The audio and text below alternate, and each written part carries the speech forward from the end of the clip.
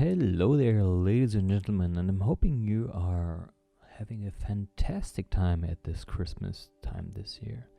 So, I wanted to make a little bit of a different video this time around because I thought it's a good time to reflect on the things we had happening during this year and kind of also the ways of how we are approaching next year and what will this mean to our architecture society, or I would even say in the general society as a whole. So this will not be a tutorial, just a general video about the philosophy and also the maybe kind of like futuristic approaches we can see in the building environment community. There are 5 different points I want to talk about and trends that I think would be more of a thing that we can see during the 2021 era of architecture. Okay, so first of all, it would be the more digital communication process inside the design environment. While I still do like the normal way of how we approach designing a concept or a building, having a more digital approach to deliver those kind of things is, I think, the natural way of how we progress forward in the architecture community, because before it still is a lot of like haptic feedback to it, even though it's a good thing, but because of restrictions of distance, of online meetings, there needs to be a more digital way of communicating with each other, and also not communicating just by transferring data from one point to the other, but also by actual having truthful communication between the partners. And I think this could be kind of difficult because face to face you're able to get a lot more nuances, and you are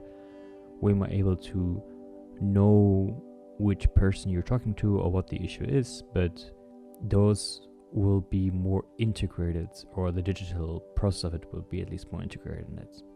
Okay, and second point would be a more outsourcing of architectural tasks to external people that are not necessarily from your country or in your country. That said, again, a very biased opinion, but why would you, for example, make a visualization where you have perfect 3D model and everything ready to use?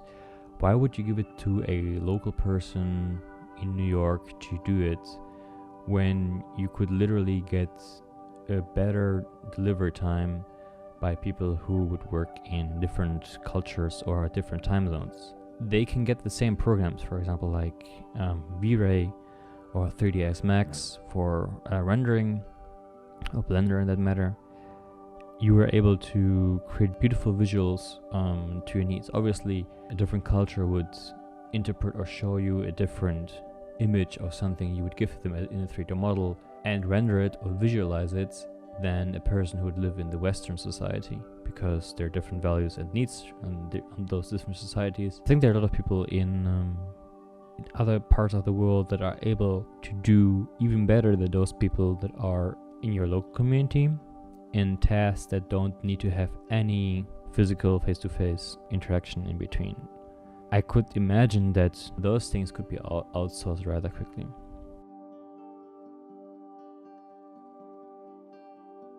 So third, at least, well, maybe that's a hope, but more architects are developing or should develop skills in computational design, thus fusioning the architects and the programmer in the further development of architecture.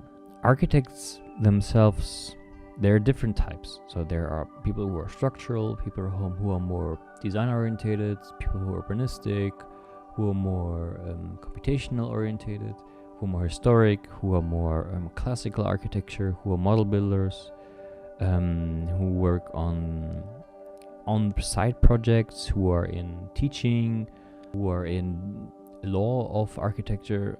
Those are all like very interesting parts that exist, but I think it would be great if all of those parts get kind of a more computational approach to it, because scanning or just like sending PDF files back and forth between people would be kind of a waste of, like, first of all, computational space, or let's say disk space, and those are things that are not really usable at all. If instead of transferring just images or like raw unusable data back and forth, that each party will have to reuse again and maybe modify and then cannot send them back in again. I think there should be a way of architects to architects, or architects to designers, or structural engineers to still rely the data back and forth while still be able to hold the integrity of that data. So, for example, if you have an urbanist who has some kind of volumetric model, so then this model gets passed to the structural engineer, and then the structural engineer passes on to the statistician. And on the statistician obviously has no idea what the urbanistic context is and how at all it should work. But it's a good thing if the statistician would know more or less how it would work, because otherwise you have the problem that there will be conflicts of interest, or conflicts of on the actual structural pieces when piecing the whole building together, that would not have arise otherwise. For example, if you would have made a building and then you would change some edge, and then the structural engineer and whatever are fine with it, and then it gets built, and suddenly you see, oh, there's actually a building there, or there's something that you cannot build on at all. Even in later stages of the construction, having a more streamlined process of communicating things, if you have a 3D model that gets sent back and forth, each person takes the things out of those models that they need, and then this model gets like put back together and sent back to some person who has kind of oversight of that. It's kind of like an IFC model that gets passed back and forth. It would be great to have a model that is still able to get all those things done and have less physical communication, but you're able to have more of digital communication and get the things that you need out of it rather quicker. Okay, fourth, the introduction to open source software and how students would use it, and also then the architecture community as a whole. I learned Blender this year, more or less, and it's a very interesting concept because you have this program you just download, install, and you can just literally start working. This doesn't really exist with other programs like, well, maybe SketchUp actually, but not like Rhino, even though I love Rhino, and 3ds Max or AutoCAD or ArchiCAD or Revit, because those are very kind of consumer specific programs that get used in the architecture community, but they're like really hard to learn in the initial phase. And you have a bunch of people who develop those programs, and you have a rather small community that kind of gets some feedback to it. With the open source software, what I found absolutely fascinating is that the general kind of workflow or the intuitiveness of those programs is something I've never seen before yet. How smooth it goes, or like how kind of like forward thinking it goes. Because, and if you think of people making a program, if there is like no community feedback and just some programmer who is developing it with just some guy who comes from an upper level of the development hierarchy, and just develop something that the person says that he needs to do, and he has no idea about the actual like way of how it's integrated, that's pretty bad. And I think with open source, because you have this huge kind of community hive mind where everyone can literally change anything, this is a great way to be able, by kind of like a Darwinian law, to get the best possible outcome of a program that you're developing. And I think Blender is a great example of how something that is completely free has such an intuitive way of using it. And I think that's a great thing, because I think there are still some developers who are getting value from it because they can make plugins, and those plugins you can pay for example. So you have more individual people who could work on it rather than just one big conglomerate of corporation who are working on this one big program like AutoCAD or Revit in the Autodesk community, which is completely out of touch with its users, I would at least personally say. So I could definitely see a more of a future in that part for sure, which might disrupt the community, like the Autodesk community, completely. But I think this is something that maybe will start to pick up more and more, but not something that gets like immediately by like in the next like couple of years. It's something that takes like a lot of time because they will fight a lot and have to fight against those things. And there's no really way of stopping Blender anyway, because more people use it, more people develop it, more people will use it in firms. There's a natural rising demand in it, and I think that's a great way of spreading the word and getting this thing out there. And I have a strong hunch that there could be plugins and ways of how you use it that are more kind of architecture friendly, so you can express the way of thinking with architecture inside of Blender more than you would have it in normal architectural programs that are sometimes rather stiff, and you have to get to know their workflow, and it's kind of not really the easiest way to do. Whereas Blender actually might do those things way quicker and way faster, and it's just one plugin away of doing that. So that's kind of the great thing what I'm thinking of that. Okay, so now the fifth one, which would be like less of a dependency of real life physical models as part of the architecture curriculum. So what I mean by that is that when you would have what I have seen, at least because I did my thesis in basically in the middle of the pandemic. I started in April, and finished it in September. There we had no physical contact, just actually the final presentation with the professor or any of the people who would teach us. And the professor actually had just weekly or bi-weekly Slack calls in that matter. And we had some data, we just transferred some ideas and thoughts back and forth sometimes. And at least personally, it was a great way of just, showing what I could do during that time, and nothing really more. And I was not bound to be restricted to a physical model or always having physical models, because personally I really like to work pure digital, and well, at least in the concept phase as well, either purely digital or with just a pen and a paper, and with no physical model, at least just the 3D model, which can be kind of falsy over time. And it is sometimes actually a great way of having a physical model to kind of help you with your further thoughts. So for example, if you're stuck on a process, having a physical model sometimes help to further develop you into a certain direction. I think that's great, but having all those people who go on and start studying architecture now, and they would go on a Zoom call with some person somewhere staying there, and you have a beautiful like styrofoam model that you could use. If you're having just a 2D representation of it and you're showing someone this model, you could literally just have a 3D model screenshot. So because you are transmitting it via a 2D platform, the use of a 3D model, at least for the person you are showing those things to, is completely useless. If it helps with your own personal design ideas and having a 3D model in your hand, that's great. But at least personally, I studied for quite a few years, and having a 3D model kind of as a way of choosing which one to use was never really necessary. So even though it's good practice to do it, and I myself said that it's good practice as well to a lot of people, I would say it's kind of a way of showing that you don't necessarily need to do. I mean, if you do a real life building, it's also just a model, just 1-to-1 scale, right?